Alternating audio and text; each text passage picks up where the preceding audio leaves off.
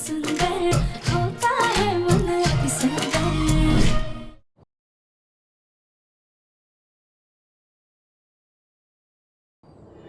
तुम हमसे यही सब उगलवाना चाहती थी ना कि कैसे हमने जंगल में आग लगा करके तुम्हें उसके इल्जाम में झूठा फंसाया ताकि वो सारे आदिवासी तुम्हें सजा दे और तुम हमारे मुन्ना की जिंदगी से हमेशा हमेशा के लिए दूर हो जाओ। क्योंकि आज भी हम तुमसे उतनी ही नफरत करते हैं जितनी कि पहले दिन करते थे।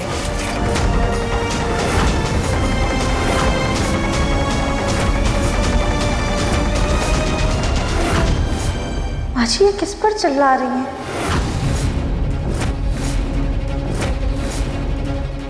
हमने पूरे परिवार के सामने तुमसे सिर्फ इसलिए माफी मांगी थी ताकि सब लोग हमें अपना ले, वरना तो हम तुम्हें कभी भी इस परिवार की बहू दिव्यम की पत्नी के रूप में कभी बर्दाश्त नहीं कर सकते। कितनी भी कोशिश कर लो राधिका, लेकिन तुम जिंदगी भर हमारे प्यार के लिए तरसती रहोगी। अरे तुम जैसी औरत अदरक की तरह फैली हुई कभी भी हमारे मुन्ना की पत्नी क्या, उसके तो साथ खड़े लेने के भी लायक नहीं है। और ये जो शीशे, ये सारे शीशे तुमने हमको हमारा चेहरा देखने के लिए लगाए ना राधिका, तो याद रखो कभी भी इन शीशों के सामने खुद को खड़ा होकर के देखो तो तुम्हें पता चलेगा कि तुम्हारी औकात भी हमारे बच्चे के पैर के नाखून के बराबर भी नहीं है। अरे तुम तो एहसान मानो हमारे मुन्ना का, जो तुम्हें अपनी पत्नी मानता है ना। हम जानते हैं ना कि हमारा बच्चा कैसे अपने कलेजे पर पत्थर रख करके शर्मिंदगी में सबके सामने तुम्हें पत्नी कह करके मिलवाता है। याद रखना राधिका, हम ना तो कभी तुम्हें और ना तुम्हारी मोटी बेटी को अपनाएंगे। अरे हमारे चांद जैसे बच्चे के साथ तुम और तुम्हारी बेटी काला दाग हो, काला दाग।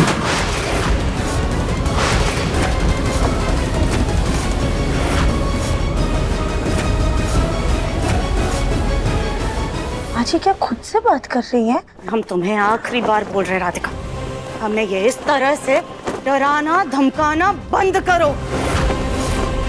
हम हमारे मुन्ना को कभी भी हमारा सच पता नहीं चलने देंगे, और अगर तुमने उसको हमारा सच बता भी दिया तो याद रखना, अगर तुम उसकी पत्नी हो तो हम भी उसकी माँ हैं। खरे अपने बच्चे को जन्म दे करके पाल पोस करके इतना बड़ा किया, तब जा करके वो तुम्हारा पति बना है। हमारा औधा तुमसे कहीं ज्यादा बड़ा है, इसलिए हमारा मुन्ना हम पर विश्वास करेगा ना कि तुम पर। और फिर तुम्हारी बेवकूफी भरी हरकतों के लिए हम तुमको और तुम्हारी बेटी को धक्का मार कर हमारे घर से बाहर फेंक देंगे। इसलिए ये जो खेल खेल रही हो ना तुम हमारे साथ, ये बंद करो, बंद करो। तुम हमें डराना बंद करो राधिका, बंद करो, बंद करो हमें डराना, बंद करो।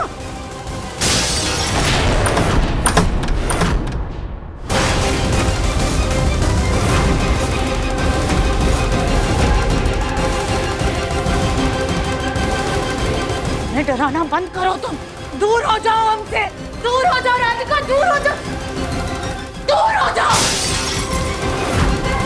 माजी नफरत, सिर्फ और सिर्फ नफरत करते हैं हम तुमसे। तुम्हारे नाम से, तुम्हारी शक्ल से, तुम्हारे वजूद से नफरत है हमें, तुम्हारे इस घर में होने से नफरत है हमें। तुम्हारा जिंदा होना हमें खाए जा रहा है, अंदर ही अंदर हमें कसोट रहा है। हम तो बस उस दिन के इंतजार में हैं कि जिस दिन हमारा मुन्ना तुम्हारी आरती को अपने कंधे पर उठा करके हमारे घर से हमेशा हमेशा के लिए विदा करेगा। माजी अभी क्या कर रही है? सब अब क्या बोल रही है?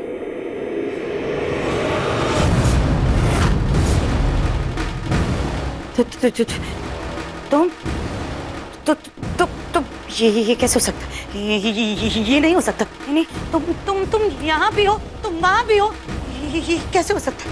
ये नहीं हो सकता। देखो राधिका, हमें पता है तुम हमारे साथ ना ये खेल खेल रही हो, इसलिए अपना ये नाटक बंद करो, हमारे साथ खेल खेलना बंद करो।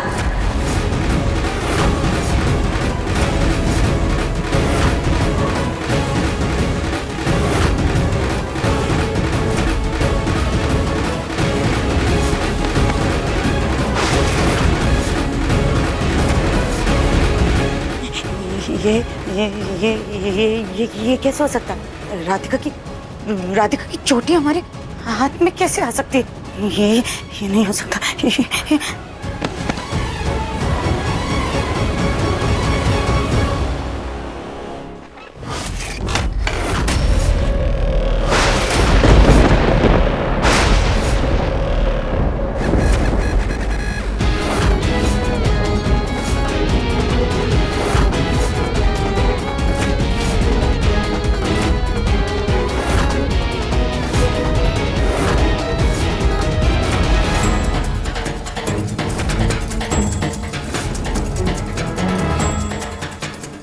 मुन्ना,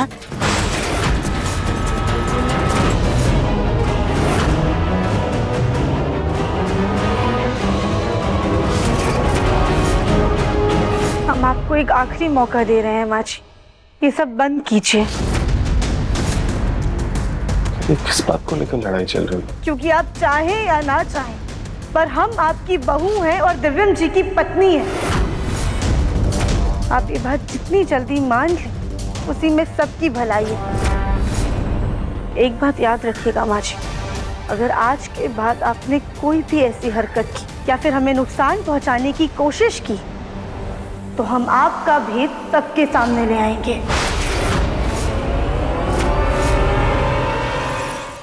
और इसे हमारी धमकी मत समझिएगा माँ जी, क्योंकि हम जो कहते हैं वो कर भी देते हैं।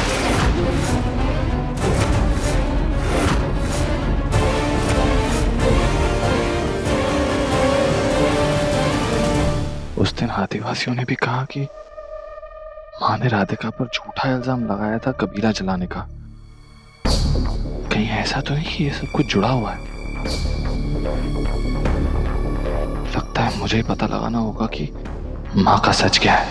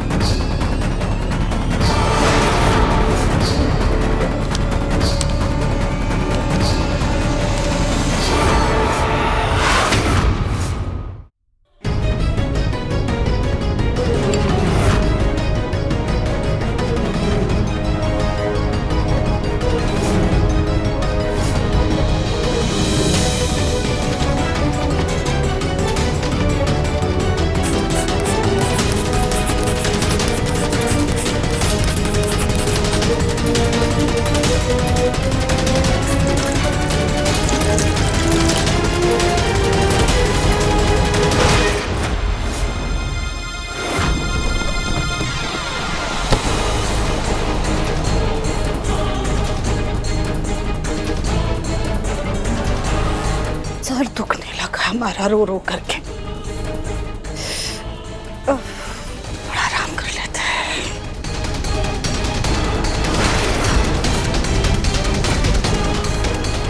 ऐसा क्यों लग रहा है जैसे इस कंबल के नीचे कुछ है?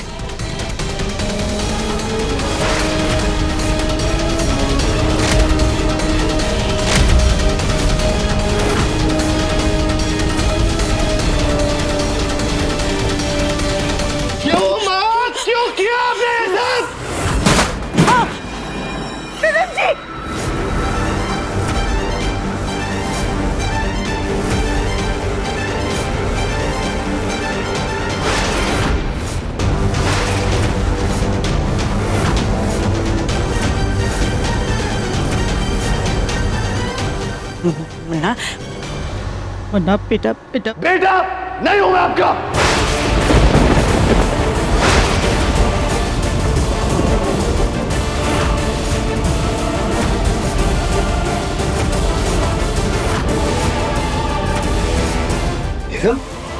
तुम ये क्या बोल रहे हो बेटा? ये शीशे, ये सब क्या है बेटा? यहाँ चल क्या रहा है? ये जितने शीशे के टुकड़े हुए ना पापा, इससे कई ज्यादा टुकड़े इस औरत ने हमारे विश्वास के किए हैं फिर से।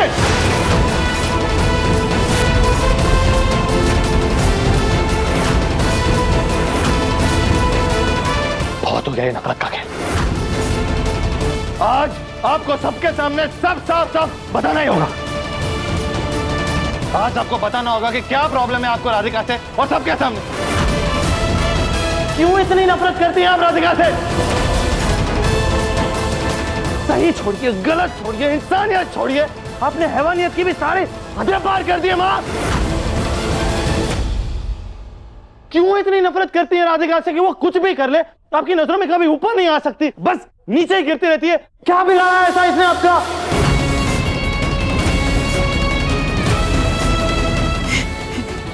इसका वजन ज्यादा है, इसीलिए आपको लगता है कि ये सुंदर नहीं है। ये धरती पे बोझ है पापा, काला धब्बा है ये, इसीलिए मेरे साथ ऐसे खड़े रहने के लायक नहीं है ना माँ? हाँ? और बताइए, और क्या बुराई है राधिका में? बताइए, मैं सुन रहा हूँ।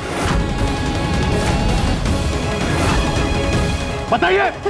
अभी थोड़ी देर पहले तो चिल्ला चिल्ला कर कह रही थी आप कि इतनी सारी कमियां हैं, तो आप बताइए चुप क्यों है?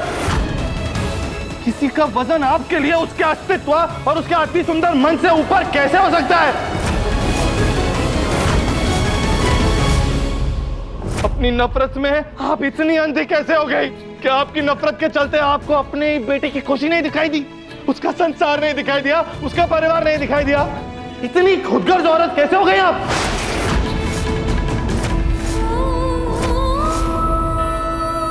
खुश रहिए माँ, राधिका की वजह से आप इस वक्त यहाँ पे खड़ी हैं। अगर राधिका की जगह कोई और होती ना, तो जितनी बार हमने राधिका को मरवाने की कोशिश की है, अब तक आपको पुलिस के हवाले कर दिया होता। उसने अटेम्प्ट टू मर्डर के केस में जेल की चक्की पीस रही होती आप।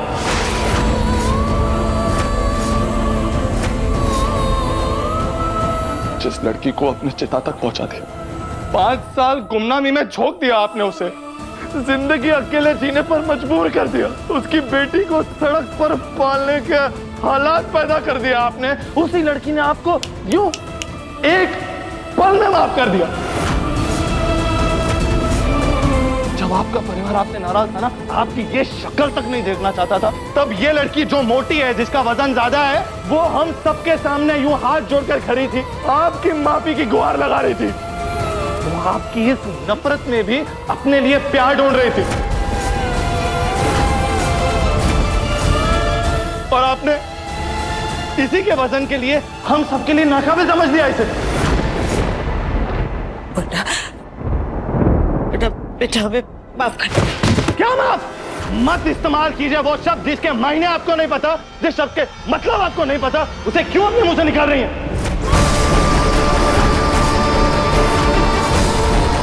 माफी चाहिए ना आपको? किस बात की माफी चाहिए? मरने का नाटक करने की माफी? जिंदा होकर बच्चा बनने का नाटक करने की माफी? किस किस बात की माफी चाहिए आपको? किस बात की माफी चाहिए? हम सबके प्यार का, हम सबके विश्वास का यहाँ पे मजाक बना के रख दिया है आपने। विश्वास नहीं कर सकता कि आप अपनी नफरत में इतनी अंधी होकर कैसे गिर सकती हैं, कि उन बेचारे आदिवासियों की जान तक आपने जोखिम में डाल दी।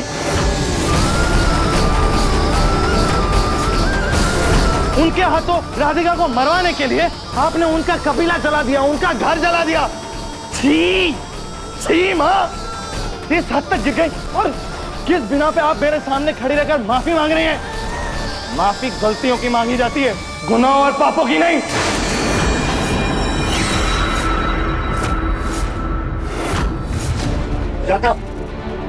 देखो क्या बोल रहा है? तुमने हमें इतना बड़ा धोखा दिया।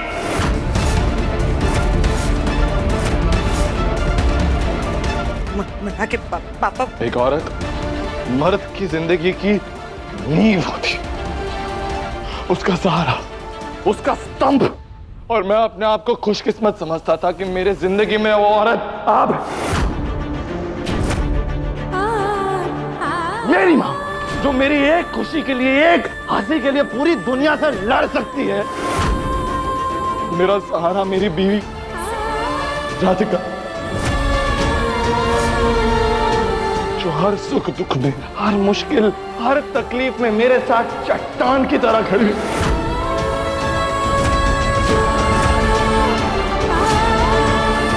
मेरी बेटी लड्डू मेरा स्तंभ है। के आने से मुझे लगा कि अब मेरी जिंदगी में ठहराव आ गया। मुझे लगा मुझे मेरी जिंदगी में ये तीनों मिल गया। अब मेरी जिंदगी में मैं पूरा हो गया। अब मुझे जिंदगी से कुछ नहीं चाहिए। लेकिन आपने वो भ्रम तोड़ के रख दिया। आपने साबित कर दिया कि आपने आज तक मेरे लिए जो भी किया ना माँ, वो सिर्फ अपनी खुशी के लिए किया। मेरी खुशी तो सिर्फ एक बहाना था। मैं आपके लिए कोई मायने ही नहीं रखता। इसीलिए राधिका को इस घर से दूर करने में आपने सिर्फ और सिर्फ अपनी तसल्ली देखी, सिर्फ अपनी खुशी देखी। मेरी खुशी के बारे में तो सोचा ही नहीं। अगर मेरी खुशी के बारे में आपने इतना सा भी सोचा होता ना माँ, तो आपको पता होता कि मेरी खुशी राधिका है, मेरी जिंदगी राधिका है, मेरा सब कुछ राधिका है।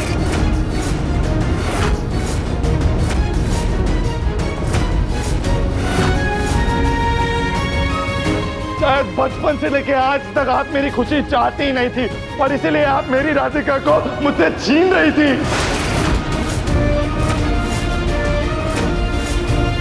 ये सब सच जानने के बाद भी माँ, राधिका ने अपने मुंह से एक शब्द नहीं कहा। बस एक बार अपना आत्मसम्मान बचाने के लिए उसने पहली बार अपनी आवाज उठाई आपके खिलाफ, और मैंने सुन लिया मां।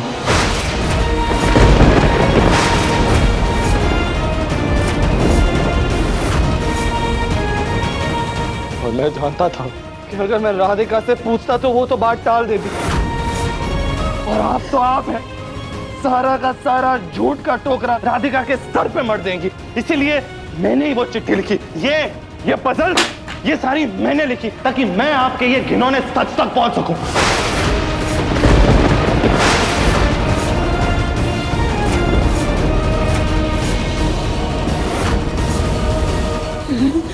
मुन्ना बेटा हमसे बहुत बड़ी भूल हो गई। अपनी माँ को माफ कर दे। तू चाहे तो अपनी माँ को मार ले। बोल रही है, मैं आप जैसा घिनौना इंसान नहीं हूं माँ, जो अपने लोगों को दर्द पहुंचाकर खुशी महसूस करता है।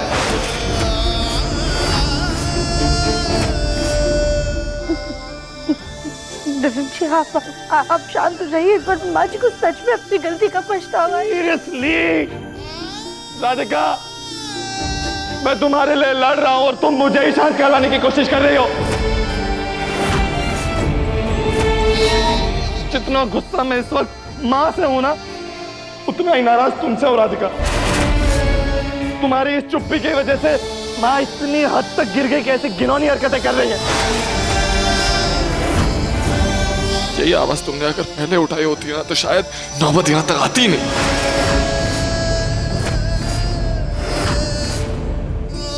हमें माफ कर दीजिए। हम नहीं चाहते थे कि हमारी वजह से पूरा परिवार बिखर जाए।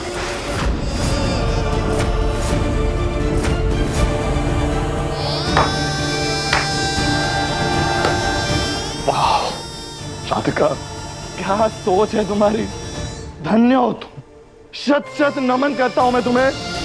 कोटि कोटि प्रणाम है तुमको। देखो तुम्हारी सास, देखो कितना प्यार करती है तुम्हें इस घर से निकलवाना चाहती है, मरवाना चाहती है तुमको।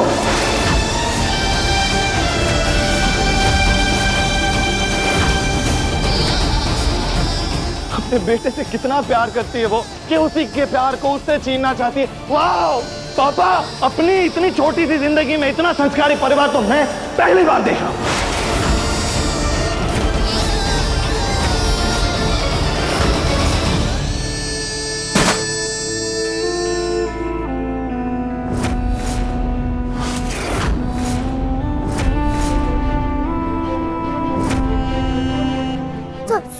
सॉरी।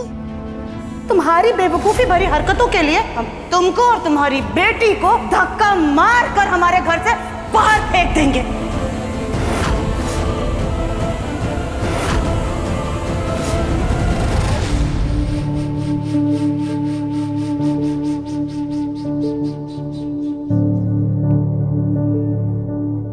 राधिका के लिए जो आपकी नफरत है ना माँ, उसको एक बार को ना चाहते हुए भी मैं समझ सकता हूँ, लेकिन लड्डू ने आपका क्या बिगाड़ा है?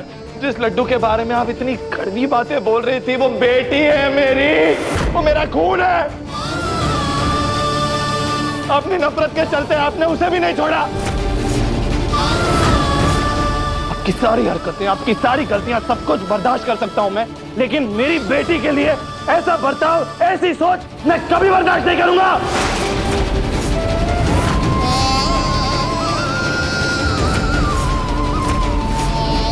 मेरी बेटी हमेशा आपके प्यार के लिए तरसती थी और मैं किसी कोने में हमेशा खड़ा देखता रहता था, सोचता था कि किसी दिन आपका दिल पिघलेगा, किसी दिन आप मेरी बेटी को प्यार करेंगी, उसे अपना लेंगे।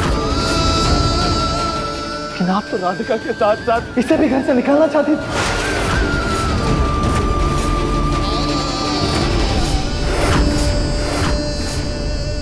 आपने लड्डू के वजन को लेकर भी इतनी घटिया बातें कही माँ। एक छोटी सी बच्ची के लिए ऐसी बातें, इंसान की एक हद होती है गिरने की, लेकिन आप तो वो हद भी पार कर चुकी हैं।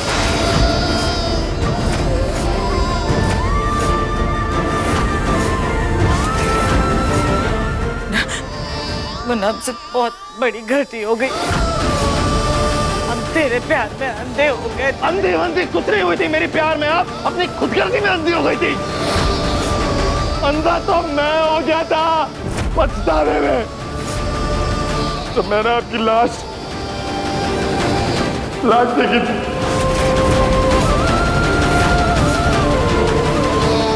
और ये ले अपना वॉलेट, फिर से भूल गया था।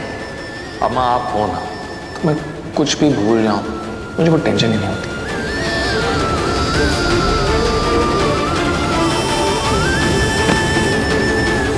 खुश मेरे मुन्ना को कभी किसी की नजर ना लगे, हमेशा खुश रहे, खूब तरक्की कर।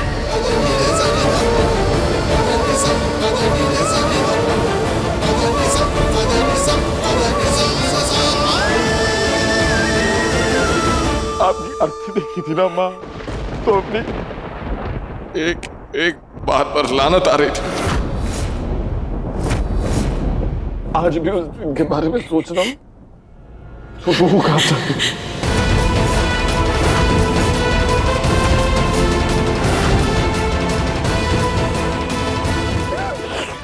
लेकिन मुझे क्या पता था कि मेरी माँ मेरे ही पछतावे का फायदा उठाकर उसके परिवार को उजाड़ना चाहेगी।